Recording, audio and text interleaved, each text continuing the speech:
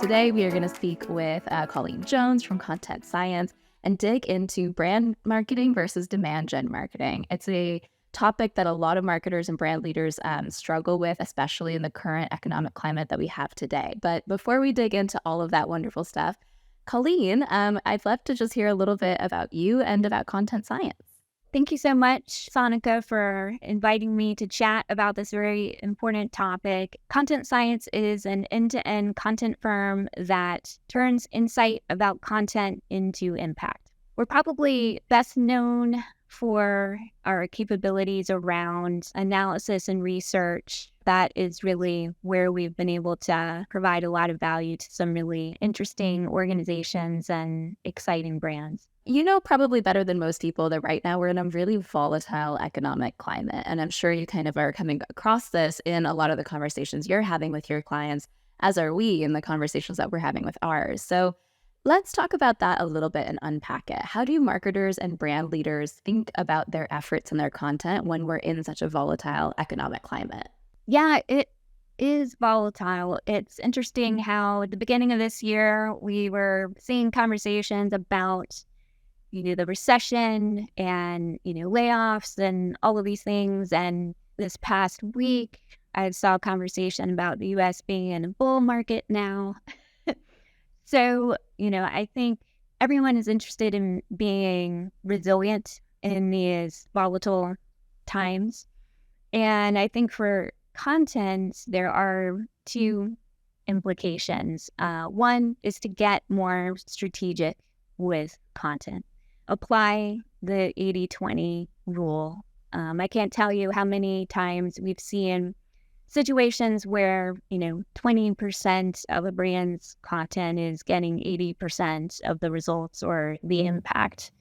And so, you can make smarter content if you do some analysis and put some effort into strategy before creating the content. So, in a volatile time, strategy actually becomes more important, even though, sometimes that feels counterintuitive, like, oh gosh, I don't have time to figure out strategy. I've got to do something now, or I've got to not do anything at all. The second implication for content is to make better use, more use out of the content that you already have. For example, we've worked with a home improvement retailer to optimize do-it-yourself content, large set of content that they already had. They had steadily developed this content over the course of many years. And we were able to optimize that to the point that over the course of the year that we were doing that optimization, they saw a 753% uptick in attributed revenue. So that was, not creating new content at all. That was just focused on let's, make the most of this. Let's improve it. Let's make it more consistent, adhering to standards, things like that. And that was a big impact for them. So I think with content, those two implications are really important in these volatile economic times. And when you're thinking about strategy, like you said, and taking the time to really make sure that you've thought through that in a detailed way, you're probably grouping the content that you're making into two buckets, which is A, brand marketing, and B, demand gen marketing. So to go back to like a 101 question, can you just define those two categories for us? Sure, absolutely. So, brand marketing raises awareness of the brand and drives attitudes about the brand. Demand generation really strives to make a connection between more specific customer needs and specific offerings from, the brand or the company involved. And, some folks consider lead generation to be part of demand generation. And if you do, then, you're very focused on getting some kind of conversion or action from that. I think most consumers, when they think of a brand's marketing, they do think of that brand side of marketing. So let's drill down into that category for a second. What are some best practices for marketers and brand leaders when they think about brand marketing and successfully orchestrating strategy-led brand marketing initiatives? I love that question because it really gets at a problem that I've seen again and again with either not doing brand marketing or not doing it well. And I think the top best practice for brand marketing is to realize that you're trying to build a relationship, not convert a lead. Certainly, converting leads as part of a marketing program or effort comes into play. But with brand marketing specific, you're really trying to grow that relationship. And I would say your main goal is to grow an addressable audience. So everything else flows from that priority of we need to grow an addressable audience. Absolutely. And switching gears to demand gen marketing, what are some top of mind best practices when you're thinking about that category? With demand generation, there is a strong focus on education. And so identifying the needs that your consumers have correctly and, making sure you've got the research and data to back that up. That's an important step in forming the strategy for demand generation, I would say is a best practice. And then some of the activity that you would do for brand marketing can be useful for demand generation marketing, especially content as well. So, looking at where folks are getting educated today on the needs that they have that your products and services can address, looking at, the kinds of formats that they're considering and find useful, the channels and so on. That can do a lot to help inform, the approach to the educational content that you use in your demand generation. I think that, maybe that's a fairly obvious observation to make, but the content that I would always gravitate to as a consumer is that it adds value to my life. I found it educational. It answered my question. It solved a problem for me. And I think that is always something that should be the North Star when you're looking at a piece of content. It's easy to sort of get a bit lost in sort of like how it fits into a broader strategy or a broader plan. We need this many touch points and get a little bit mechanical about how you orchestrate content. So in that vein, what are like some rubrics that you use when you're advising your clients on creating an effective brand marketing strategy so that they don't get lost into the weeds and they're focusing their energies on the place where it'll actually make a difference? 2 areas to focus on are action and attitude. So whether you're doing demand generation, brand marketing, something else, content allows you to gain insight into customer behavior as well as customer perceptions and sentiment.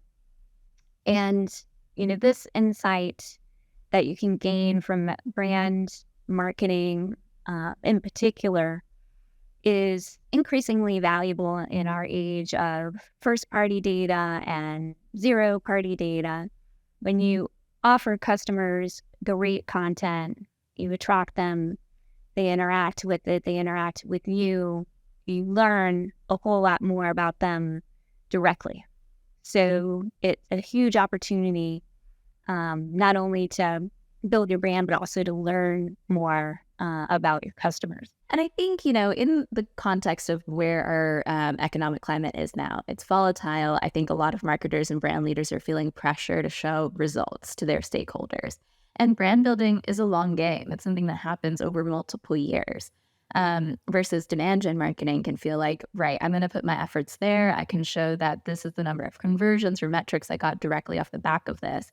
But what's your take on that? Like, is it a wise strategy to put all of your eggs in one basket or to kind of make those pivots when you feel a bit nervous about where the economic climate is heading? I think that's a really natural reaction, but I suspect you're going to say it's best to kind of divide your efforts and to keep both of those torches going strong. Yeah. So I see brand marketing and demand generation going hand in hand. It's not that one is better than the other, or you can always do one without the other. But, if you're not taking an integrated approach to your marketing, which is something we sometimes see with larger companies and organizations that, are complex and they have many marketing efforts to orchestrate, you're at risk for losing sight of how these marketing efforts connect. So I think it sounds simple, but it's good to keep in mind that brand marketing and demand generation do go hand in hand. If you're doing brand marketing effectively, then you're creating an addressable audience, and then you can introduce demand generation to that audience. That's exactly the approach that the home improvement retailer I mentioned earlier had taken and continues to take. Do-it-yourself content focuses on inspiring and guiding on a variety of topics, but certainly all related to improving the home. And within that, relevant buyer's guides and other kind of educational product content are introduced. From there, interested customers or potential customers can make an informed decision about whether to move forward with some kind of purchase or sale inquiry about a purchase.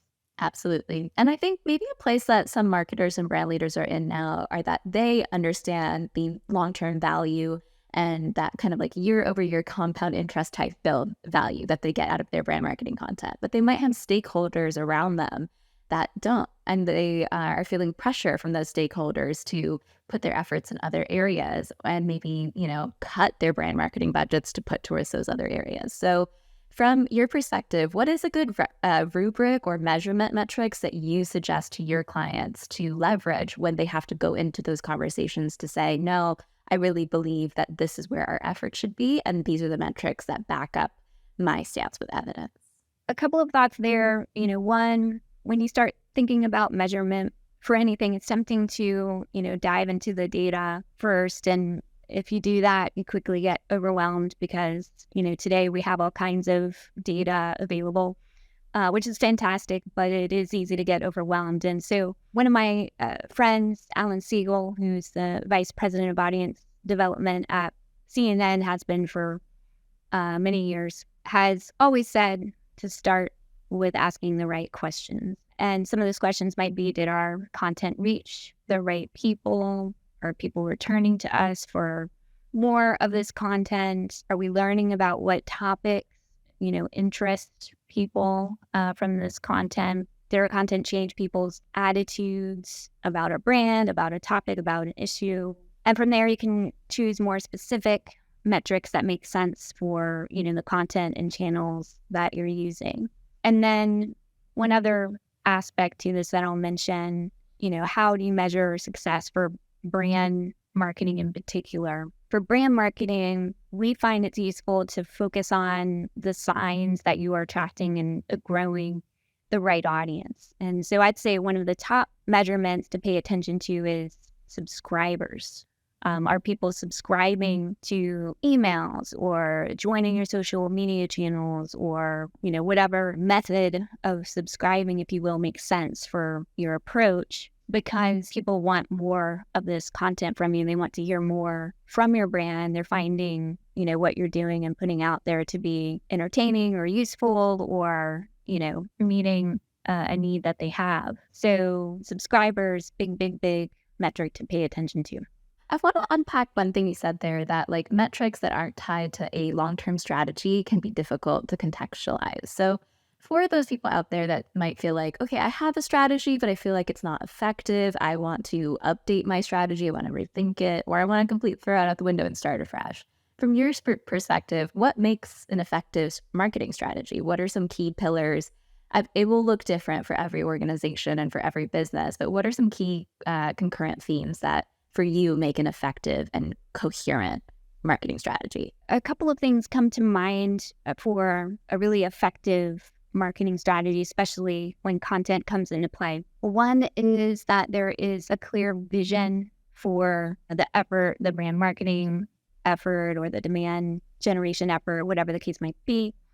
And, that really kind of represents the future state. That's what you're aspiring to. So everyone had the sense of this is really what we're working toward. And another success factor is a clear understanding of the current state. If you're trying to put out a brand marketing effort, you've never done that before, it's easy to have unrealistic expectations about what can be accomplished in what kind of timeline. Or, if you are a brand that has a brand marketing effort that maybe has lagged or, has suffered or, isn't effective, to your point earlier, taking some time to look at why that is and trying to get some data and insights, some lessons learned from that would be important. So getting really crystal clear where you want to go and what the current state is makes thinking through that high level strategy a whole lot easier. Just as you said, I think picking those right metrics is really tricky because you need to be picking those metrics based on what your goals are, and your strategy needs to be that picture of where it is that you want to go, and those metrics are a measurement of how quickly or how slowly you're getting there. You mentioned subscribers as a key metric for brand marketing efforts. What are some key metrics that are top of mind for you for demand gen marketing efforts?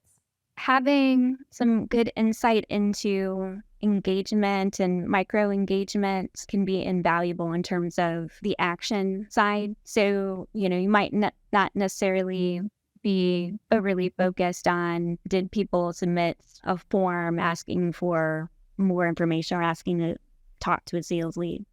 Probably not as focused on that for demand generation, but you might want to focus on, to what extent are people looking at our demand generation content? Are they viewing videos in their entirety? If you're offering videos, or are they stopping 2 seconds in, indicating that, they're not super interested? Are they downloading if you're offering content that's available for download? And are people, viewing the entire article or scrolling deeply, if that makes sense for the type of content that you're offering? So being able to get more insight into those kinds of micro engagement can give you a good sense of, once you've gotten people to this educational content that you're offering, that it is, speaking to the specific needs you anticipate that they have, and that it is resonating. Also, things like indications of sharing the content can be really useful for demand generation, depending on, what product is or the service is or the topic. There might be other decision makers involved. There might be other people that the person that you've reached wants to or has to get input from. And so being able to have a sense of, is the content that you're putting out, good enough, effective enough that it's getting people to share it with more of the right people? What is your view on the maybe straightforwardness of that for B2C brands and maybe the less straightforwardness of it for B2B brands?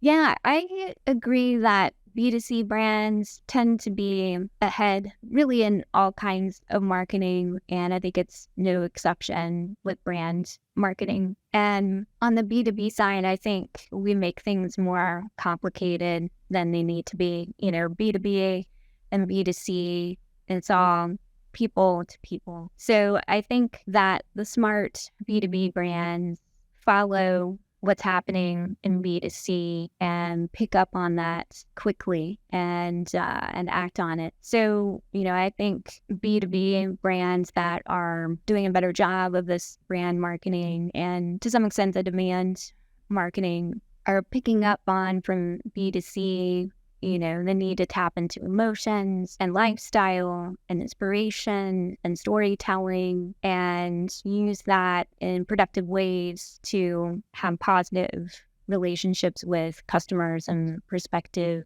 customers. On that note of B2B brands kind of being caught up in the complexity, like they can oftentimes make their marketing speak to everybody. And if you speak to everybody, you kind of speak to nobody. Because like you said, at the end of the day, the people that are making those buying decisions are people, and they want to be emotionally engaged. They want to be educated. So what are some like checks or rubrics that B2B marketers can really take out of the B2C playbook when they look at the efficacy of their content? I think you're absolutely right that B2B can take much of what works for B2C and adapt it, especially when it comes to content, the actions that people are taking, as well as the attitude that they're coming in with and that they're leaving with. after interacting with you and your content. You know, as an example of that coming into play, we worked with a credit monitoring firm and found that people who interacted with their content were 4 times more likely to view their brand less favorably for a number of reasons, a number of challenges and problems, you know, lack of thoughtful approach to the content. And, you know, we were able to draw that correlation because we were measuring the action, how people were interacting with the content, as well as the attitude, how people perceived the content, how well they understood it, sentiment, and so on. So absolutely, I think the more that B2B brands leverage what B2C brands are doing in this area, the smarter decisions that they're going to be able to make with content and the more effective results they're going to see. What's your advice for B2B brands for defining their brand tangential brand coherence? And what I mean by that is for B2C brands, you see a lot of our favorite brands like Patagonia or GoDaddy kind of attaching themselves to their greater purpose. It's not just that GoDaddy makes and provides domains to websites, it's that they're there for the small business owner and the entrepreneur. It's not just that Patagonia creates all of these great retail products, it's that they are a business living by their values to make sure that they fight climate change. Attaching yourself to kind of your greater purpose and why your business exists seems a little bit more straightforward for those B2C brands. So how did B2B brands go about defining that for themselves? It is an exercise well worth doing and can really pay off in spades. MailChimp, in doing a variety of research, realized that something that's really in common across small businesses, even though small businesses themselves are extremely diverse, all kinds of different small businesses in the world, but something that was in common is they have some level of awareness that succeeding as a small business is challenging. And, you know, there's data to back that up. You know, most small businesses in the U.S. fail within the first 5 years, I think is what the current research says.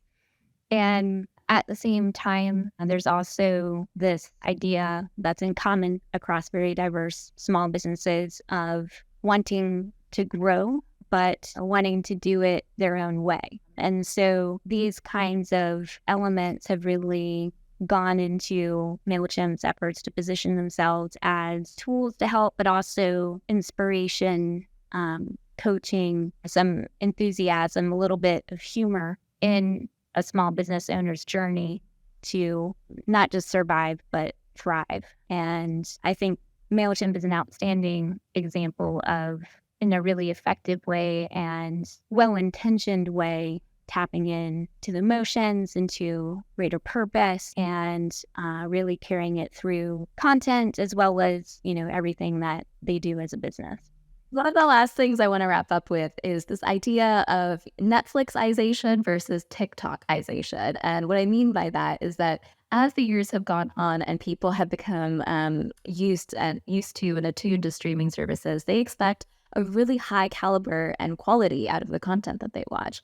You see a lot of different brands starting up their own streaming services. There's so much quality and high volume of content that's coming out of those places. But at the same time, you see platforms like TikTok and YouTube Shorts where people are really hungry for, you might say, lo-fi content that somebody with a phone can just go and shoot and create that may get just as much engagement as a big blockbuster Hollywood production. So what are your views on that kind of dichotomy that we live in right now? It is an interesting dichotomy, and the more we think about it and look at it, the more complex and interesting it is. So, you know, on the one hand, you have conventions coming into play, what people are used to, what they expect from different kinds of channels. On Netflix, you expect highly polished, you know, very highly produced, big production value, maybe longer form. And on other channels like TikTok and YouTube, not so much the longer form, and at least not the appearance of high production value. And I think that with the YouTube and the TikTok and those lo-fi channels and formats, we've got a lot happening. So we have, the appearance of authenticity, and I say appearance because the content there might be highly authentic or it might not be. It might be hacked to seem very authentic, like it was just created in 2 seconds, but actually, behind the scenes, there were like 50 takes. And so a lot of people think that the content on, say, the YouTube and TikTok is more authentic because it is lo-fi. And then you have influencers that are really focused on a particular channel, like might be very focused on YouTube or very focused on TikTok, really focused on growing their audience within those specific channels. So they're constantly trying things, they're constantly learning, they're constantly optimizing, and really quick iterations. And, that's really exciting, but it also means that it can be hard to keep up if you're, a bigger brand and you've got to, go through different kinds of hoops or approvals or what have you. And so it's a really interesting time. Something else that's thrown in the mix there is misinformation and disinformation. So folks putting content up on these channels that seem credible. We've all heard about, the false news and how that gets surfaced in these kinds of channels, whereas you don't necessarily have that in, say, a Netflix kind of situation. And that's starting to affect how people view these channels and the content on them. And so there's a lot to consider when you're thinking through, as a brand, your approach and whether to tap into some of these trends or not. Absolutely. And to wrap up, I want to ask you, what's one learning or misstep that you've experienced in your career and your content experience that you would advise maybe somebody who is coming in fresh or wanting to learn or wanting to up their experience? What's one takeaway that you would share? I would say one lesson that I have learned is to experiment. So there is a part of me, even though I am entrepreneurial, I also really like to achieve things and to get things right. Really love getting things right the first time. And I have learned to let go of that and kind of embrace and lean into experimentation. And something that's really exciting about the time that we live in is it's easier, more practical, faster to do than ever before, not just with content, but really product ideas, service offering, skills. And so I feel like I wasted some time trying to be perfect, and really what matters more to be successful in marketing or really anything is to fail fast. So that is my biggest lesson learned. Colleen, thank you so much for this conversation, for your time. It's been so insightful and such a pleasure talking to you. So thank you.